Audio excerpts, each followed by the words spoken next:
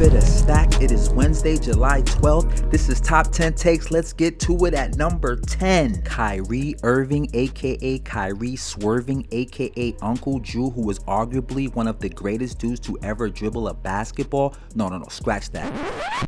The greatest dude to ever dribble a basketball, whose handles would be considered witchcraft in the 90s, has found a new sneaker home with Chinese brand Anta, signing a 5-year deal after falling out with Nike as one of their top signature sneaker sellers. I remember a few years ago I had to endure a Harrison Ford, Indiana Jones type adventure to get my nephew the Kyrie SpongeBob collab. No deets on the type of bag Kai will secure, but he has been given the unique title of Chief Creative Officer, which is dope as heck. Kyrie said the opportunity to be Chief Creative Officer is more than just the realization of my dreams. It is the perfect opportunity for me, an individual who always dreams big and values independent thinking, to leverage my artistic talents to build, create, and unify the culture both on and off the court. Good luck, Kai. At number 9. Just when you thought Meta's biggest op was Elon Musk's Twitter, another opponent has entered the Coliseum, Sarah Silverman. The 5'7" comedian is suing ChatGPT maker OpenAI and technology giant Meta, alleging that her copyright has been infringed in the training of the firm's AI systems. So systems like ChatGPT learn to imitate human language by analyzing large data sets of human text. One of the tricky parts of the generative artificial intelligence phenomenon is whether you can effectively build comprehensive large language models without violating the rights of content creators. Trust me, I know. I have an AI app called XY. You can look at it at xyapp.info, but I digress. So if you ask ChatGPT, hey ChatGPT, can you put me on a Sarah Silverman's memoir, The Bedwetter? Apparently the artificial intelligence chatbot can come up with a detailed synopsis of every part of the book. So does that mean it read a pirated copy, or did it data scrape the heck out of custody reviews and online chat? Well, the guys in the rows will decide that next week. At number 8.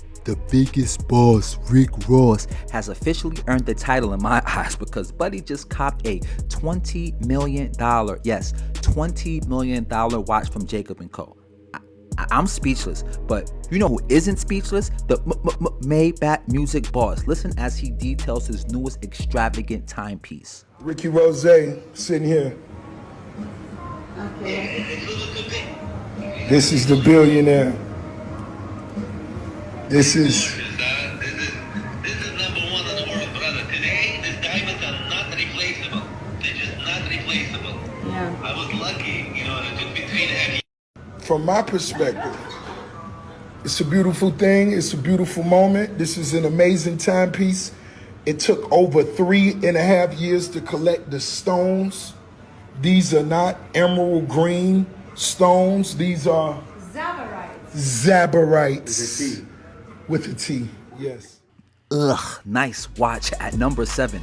Rich Paul does it all. I promise you, the super agent Rich Paul, who is dating Adele, I gotta throw that in here because it's Adele, is fresh off of securing over $500 million in NBA contracts over the last 2 weeks. He decided, hey, instead of just getting my client shoe deals, maybe I should level up and get my own. And so he did it. No big deal. So the rich get richer, right? Rich Paul is taking over the sought after New Balance 550 for his line Forever Yours. Sounds like an Adele album, right? Its faded lilac hue adorns the upper, while key collaborative touches are sprinkled in from the Hill branding to the special shoebox. The first set of leaked imagery reveals aerial perspectives of the uppers and packaging. Straying away from the white leather panel that arrived on its inaugural iteration, this forthcoming rendition comes styled with a buttery suede build that's covered in lavender hue. His full moniker is printed across the tongues, while his initials are positioned on the footbeds and heels are intertwined rose graphics. They dropped Friday for $130 cash and they paintball. At number 7, shots that I took, wet like I'm booked. As we continue to surf on the sneaker wave because you'll either drip or drown, Nike just announced that Devin Booker, the Phoenix Suns certified bucket, like no bat, Merriam-Webster should change the picture of the bucket to Devin's player profile pic, will be their latest signature shoe athlete, joining the likes of LeBron, KD, and Ja Morant. Sneaker News has provided a first look at Devin Booker's upcoming signature sneaker to be named the Book One. That's hard.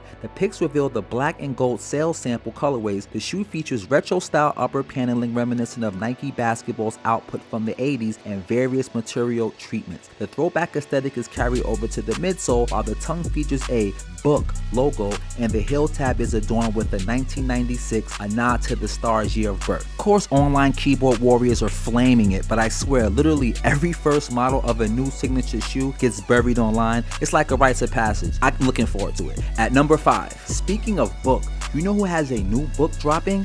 Britney Spears. The pop icon will release her much anticipated memoir, The Woman in Me, on October 24th. After a bidding war among multiple publishing houses, Gallery Books, an imprint of Simon & Schuster, acquired the memoir. Recently, she's been in the news for a less than pleasant interaction with basketball phenom Victor Wembanyama security. She's finally giving her side of the ordeal publicly. Hi, so I wanted to share with you guys an incident that happened in Vegas that a lot of people are talking about. And I heard on the news, this radio station talking smack and talking shit, that's why I'm addressing it, saying that I deserve to be smacked. Security was doing their job and protecting their client. I've been with the most famous people in the world. In sync at one time, girls would like literally throw themselves at them. On my way into the place, actually, I was knocked down by like 3 12-year-olds trying to get my picture. My security not one time touched them or even came near them. At number 4, the Emmys are upon us, although it's a tad bittersweet due to the current WGA work stoppage and the impending SAG strike at midnight, but here we are. HBO or HBO Max or just Max or HBO/Max, I don't know, I just got here. It looks like they're going to run the gauntlet. The network actually scored the top 3 shows with The Last of Us, the first video game adaptation to receive major Emmy attention, scoring 24 noms, and I know the bro Pedro Pascal is definitely winning Best Lead Actor. It's followed by season 2 of The White Lotus, now a drama series. Last year it was a limited series, landing 23 noms, and I know Jennifer Coolidge is winning Best Supporting Actress, like you're not going to tell me any different. It has 4 of the 8 drama nods, which might make the Emmy party a bit awkward this year, but nonetheless, it's a great problem to have. I wish I had that problem. The Emmys air September 18th, so you have enough time to catch up on shows that you haven't watched yet. At number 3, we all know the classic, in my humble opinion, Black Panther, starring the late great Chadwick Boseman as T'Challa, that grossed over $1.3 billion so far, and the sequel Wakanda Forever that's dropped this past November and is on its way to $1 billion, although it ran into a few obstacles. Spoiler alert, I'll give you some time. Okay, in Wakanda Forever, the people of Wakanda fight to protect their home from intervening world powers as they mourn the death of King T'Challa. Fans have had mixed opinions about changing the storyline to fit the real-world implications of Chadwick's passing. Some people praise the change, while others feel that there should have been a recast a la Heath Ledger's Joker. Well, one thing I think we can all agree on is that we are tweaking and geeking over the announcement of the Black Panther video game. Gangsta. Marvel Games has announced that it is partnering with Electronic Arts Cliffhanger Games to develop an original third-person, single-player Black Panther game. The project plans to build an expansive and reactive world that empowers players to experience what it is like to take on the mantle of Wakanda's protector. I really gotta get a PS5. At number 2, I'm low-key excited for this one. The trailer for Wonka just dropped and it looks sick. If you don't know the logline, I'll put you on. The story will focus specifically on a young Willy Wonka and how he met the Oompa Loompas on one of his earliest adventures. I really love these like prequel pseudo reboots of pre-existing intellectual properties. This film is produced by Heyday Films and distributed by Warner Brothers. It's directed by Paul King. You may be familiar with his work from the Paddington series. Now, who is playing young Willy Wonka? Timothée Chalamet. Makes sense, Buddy is on fire, but I bet you can't guess who's playing the Oompa Loompa.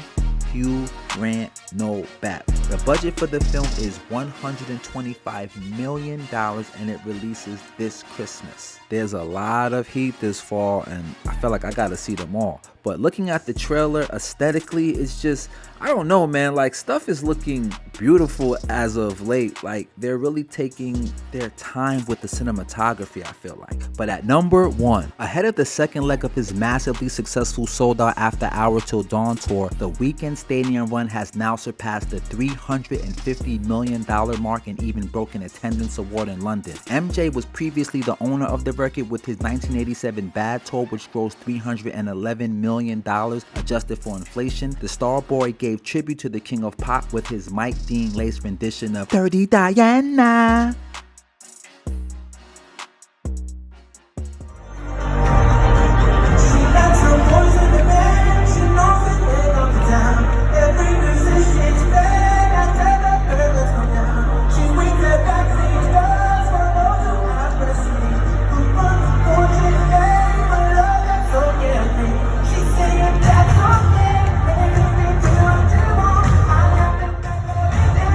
Top 10 Takes. See you mañana.